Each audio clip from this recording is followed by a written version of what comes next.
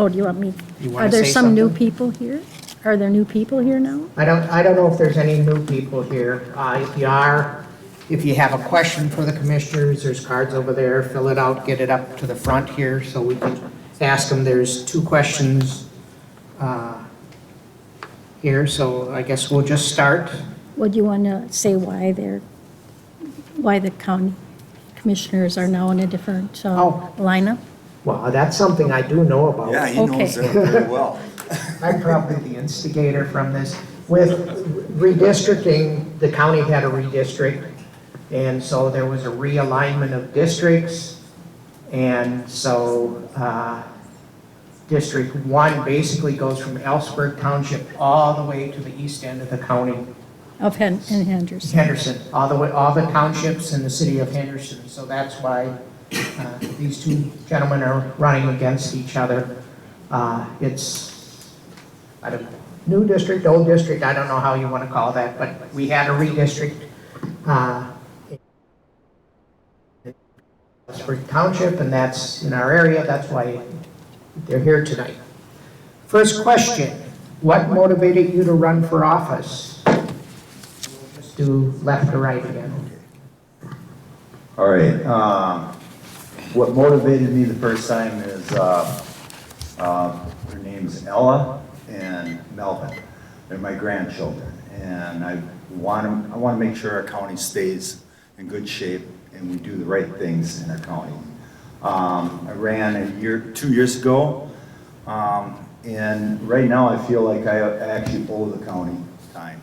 I owe the community for the time they let me learn, because it's been 2 years and a half, and believe it or not, you don't learn it all in a year and a half. I don't know when you quit learning, but there's a lot of learning to do there. So that's, I feel like right now I owe it to you guys. I think I do a good job there right now.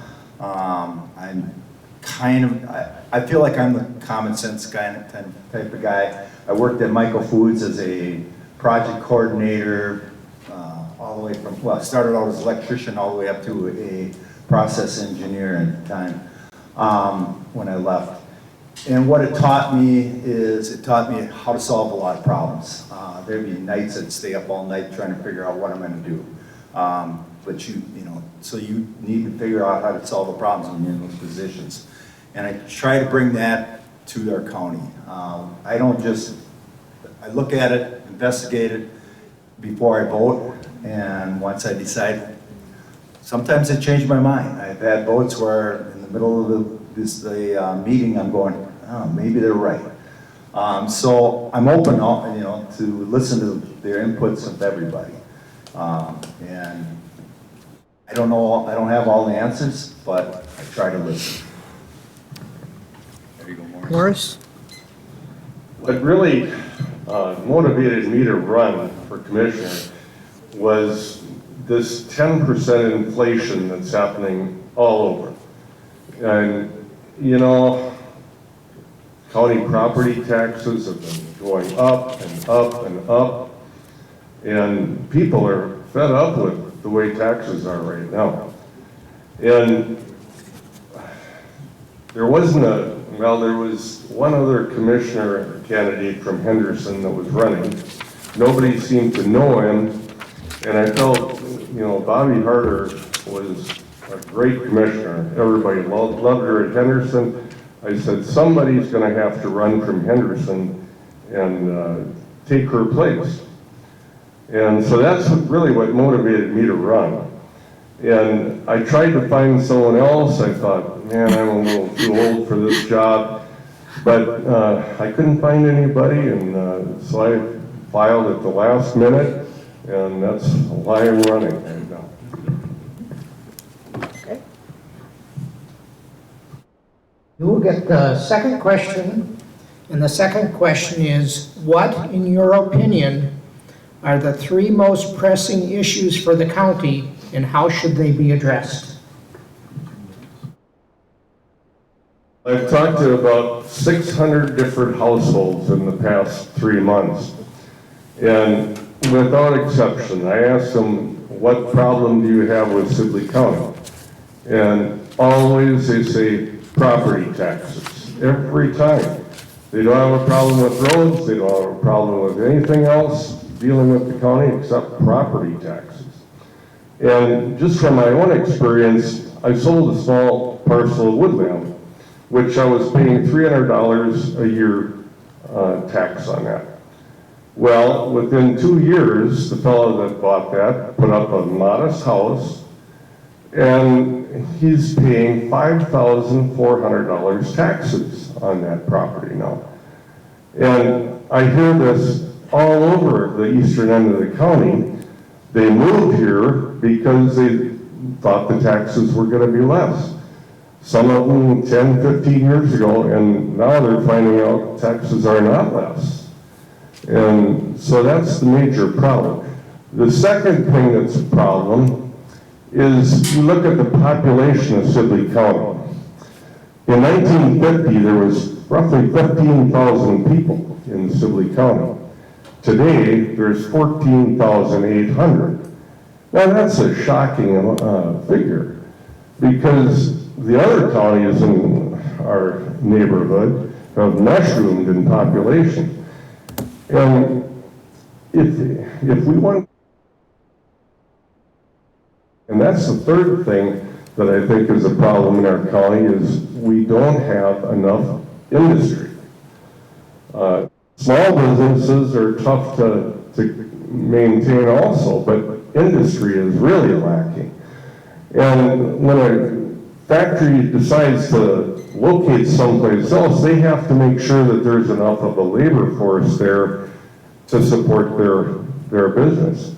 And when they look at our population and see that it hasn't grown in 70 years, that doesn't look too good for their management. So those three things: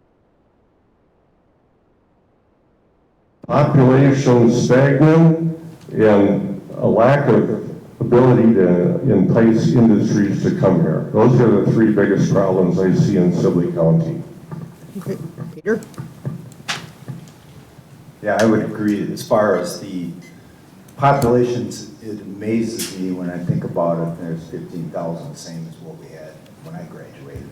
And we are not growing. And it's really frustrating, because as Morris is saying, the industry, I mean, I work at Michael Foods. They're about 100 people short right now. Housing is a problem. So we are going to have to work on some of those things. Other thing, I mean, we're talking inflation. Yes, we got 10% inflation going on right now. So we can't just ignore that. We have to try to compete with the people for labor. Not only this county, we're competing against other counties, but we're also competing against industry. We're competing against the fast food joints even are paying a lot more money than what they used to pay. And so it's easy for our employee to jump. So we need to make sure that we try to keep our employees there. We have ran into it with their sheriff's department. Currently we are, I believe we're officers short now, because I think we have actually hired somebody. But that's been a struggle for us. And so we've worked with the sheriff's department, and we're gonna have to continue to work with the sheriff's department to try to keep our people there. I know the towns are also struggling with that same problem, and so don't have a really good solution, but respect your police officers. I mean, we gotta lift them back up to where they should be, instead of talking about how bad they are. The other, roads are definitely a priority, but I do believe we are maintaining our roads pretty good. I believe our county engineer has tried a lot of different things out there. He's not afraid to say, okay, I came across this idea, and we're trying, and hopefully it's going to save some money. The other one, this is number 4, I guess, or whatever it is. If you want, you could add some more later on. But mental health, it's really been a struggle for all counties. And so we're going to have to see what we can do with that. All right. I got to wave. That means her timer is doing her job. Yep. Okay. Both of you talked about business and industry being issues. What are your thoughts on how to bring businesses or industry to our county? And we'll start with Peter. Issue is, we need to make sure we got a workforce. And we're gonna have to look at probably tax abatements or things like that, that we can incentivize people to build houses, build apartments, right now, we don't have enough housing for the people that are making $40,000 to $70,000 a year. You know, you think, well, 70,000, that's pretty good, but when you start to get to, like as Morris said, down on the east side, these houses are $400,000 or $500,000 that they're selling for.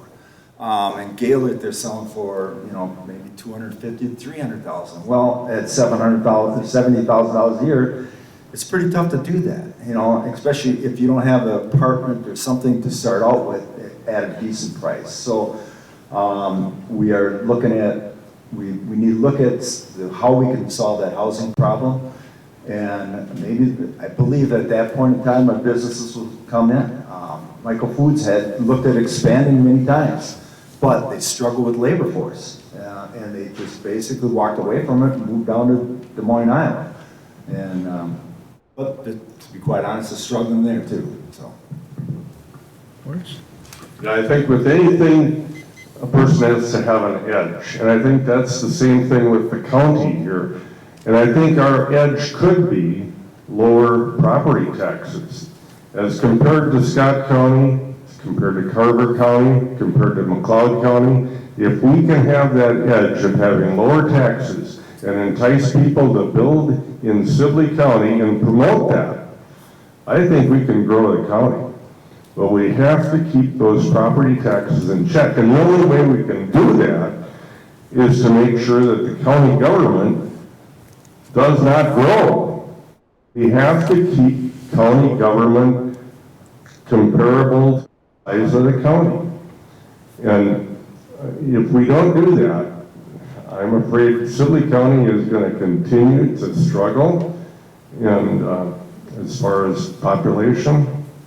And so the best bet, keep those property taxes down. And my proposal, if I would get elected and if I can get enough support from the rest of the commissioners, is to freeze the property tax levy for the county for 2 years. And in order to do that, we're going to have to, I'm proposing cutting expenses at the county level by 2%. And that's going to be really difficult with a 10% inflation rate. But I think if we work with the administrator and do a study of each department and see where they can cut, 2% is not a lot, except that we're dealing with that 10% inflation rate. But if we can't do that, I don't think we can hold the property taxes down either. So that's my answer. Okay. We got a little bit of time. Next question will be Morris. County government is really a service industry and it depends on its employees to deliver those services. Your thoughts on retaining employees? Well, in cutting county expenses, I'm not considering cutting employee pay. Because,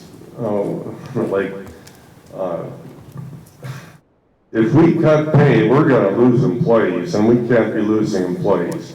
And we have to maintain the step increases as they are. But there's got to be other places we can cut. But the employees are going to have to be compensated just like other industries are in the county are doing. Peter? Yeah, that's definitely, we cannot cut our pay. Like I was saying before, the sheriff's department, the other, we are struggling as well as all the counties. And so it becomes a bidding war. So what we need to do is treat our employees well. We have done a fairly good job of that. Surprisingly, we haven't lost as many in the other departments as we have like in the sheriff's departments. But, you know, the only way you're gonna be able to do that, because our budget is tied to the employees' wages. So, to freeze it, I mean, I would love to see this, do that, but I don't think that's possible. In the last two budgets, we've kept our levies down. We've raised them up 2.5%, and 2.6 or somewhere in that area.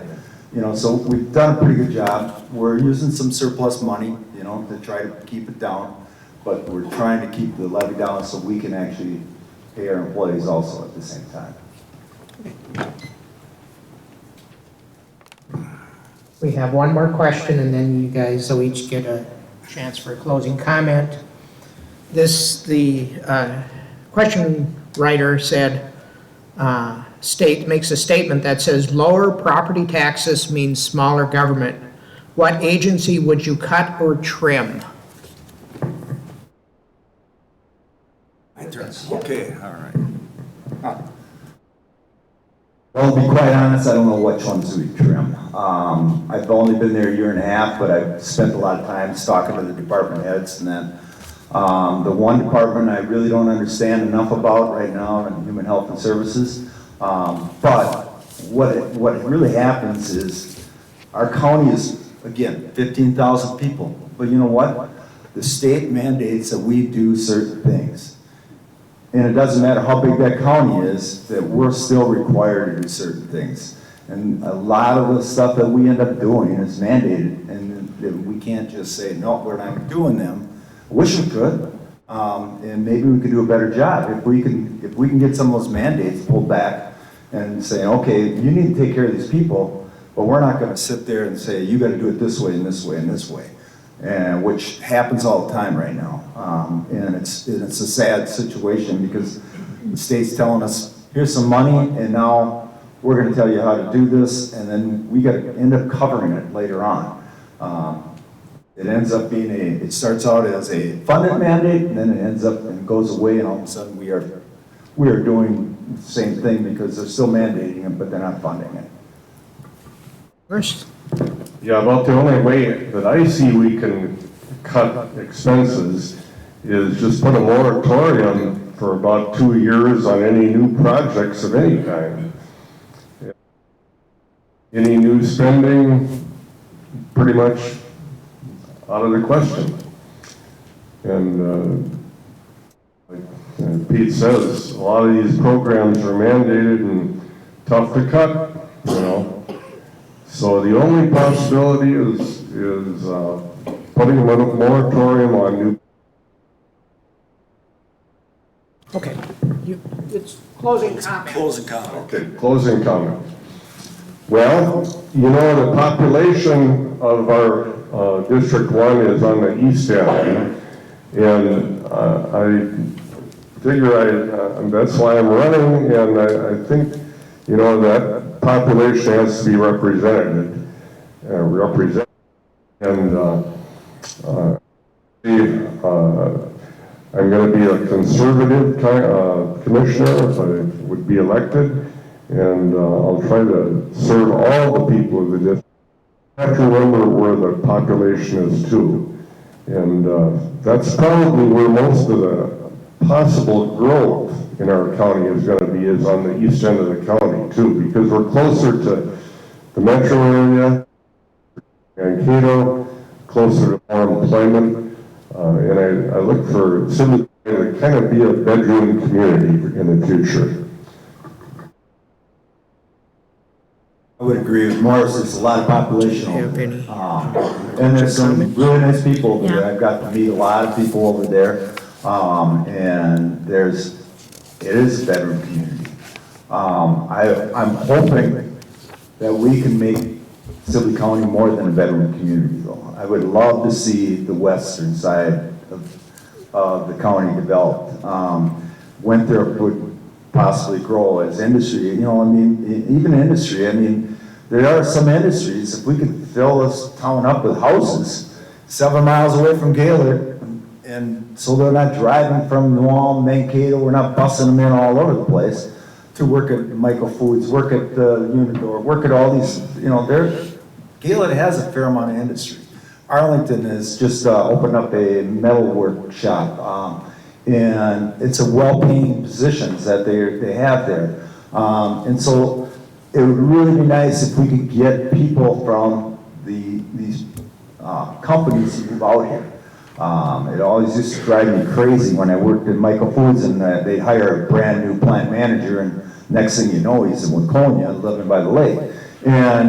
But we did hire one, actually moved down here, and he's working up in corporate and stayed here. Because the reason why he stayed here, because he liked the small town. And maybe as we keep on going with what's going on out there in the world, maybe people will start to see that, hey, small town isn't bad. You guys we always know each other's business to some degree, but you know what? We all care about each other, and we're all there to help each other. And that's the cool part about living in a small community. So I'm hoping you will vote for me. I think Morris seems like he's got his hat on pretty straight, but I think I would appreciate your vote. I got a lot to learn yet. Morris is going to have a lot to learn when he gets in there. So let's get out there and vote, though, because to be quite honest, it's not just our commissioning district; it's the whole state of Minnesota. We need to vote with the right people in. So thank you.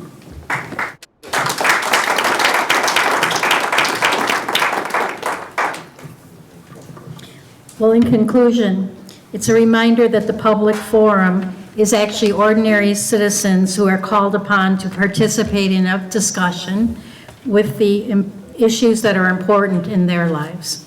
So we thank everybody for coming today. Public forums provide an opportunity to share information, present the issues, hear ideas, opinions, personal experiences from people of diverse backgrounds. A public forum allows ordinary citizens to discuss, deliberate, and in some cases decide on a specific issue of public concern.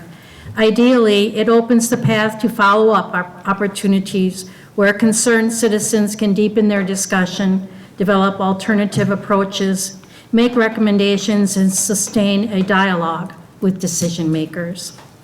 The City of Winthrop City Council meets regularly, posts their agendas and minutes in advance of their meetings on winthropminnesota.com.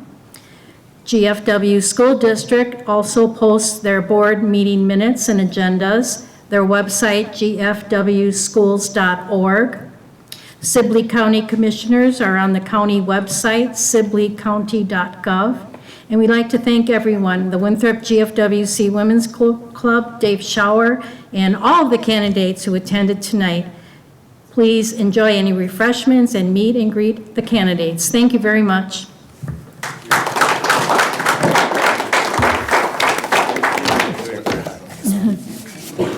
You're a nice guy.